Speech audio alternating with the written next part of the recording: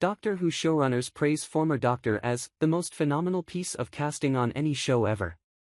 Doctor Who showrunners Russell T. Davies and Stephen Moffat come together to celebrate the phenomenal casting of one Doctor in particular. Looking back at the Fourth Doctor era, Tom Baker assumed the role in 1974, leading the show for 172 episodes across 7 seasons. Baker's final battle against the Master, Anthony Ainley, in 1981's Logopolis, brought his adventures to an end with the Fourth Doctor's regeneration, but he has since reprised the role in one-off appearances and audio dramas.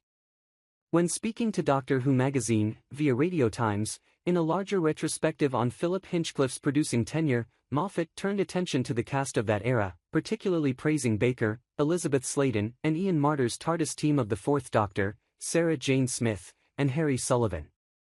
He went so far as to say Doctor Who hasn't a better cast, explaining. Stephen Moffat, I know this was a legacy of the previous producer, but I'm not sure Doctor Who has ever had a better cast than that first year with Tom Baker, Lee Sladen and Ian Marter, as Harry Sullivan. I think one of Philip's rare mistakes was getting rid of Harry. That dynamic, two companions who talk about the Doctor, was so useful. We've never quite stopped that. There's an awareness about it all that means it simply doesn't matter that the giant rat, in Talons, is a bit silly, because have you noticed Lee Sen Chang?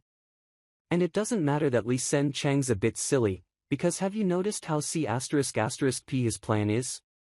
It just doesn't matter, because the show is thoroughly enjoying riffing on those horror tropes, and you're not meant to take things like giant rats and mummies and Frankenstein's monsters seriously, unless there's something genuinely wrong with you. Davies agreed, praising Baker's Doctor Who casting as the most phenomenal piece of casting in any show ever, and celebrating how Hinchcliffe and script editor Robert Holmes knew just how to emphasize the actor perfectly throughout the era. Russell T. Davies, that's part of the joy.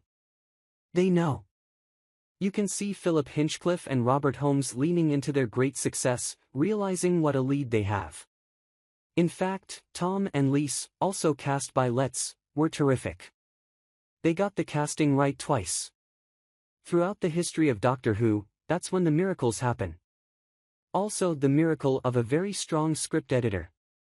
Robert Holmes is all over every episode. That man must be rewriting tons of stuff, and it works. But it works because it fits. It fits monsters like Morbius.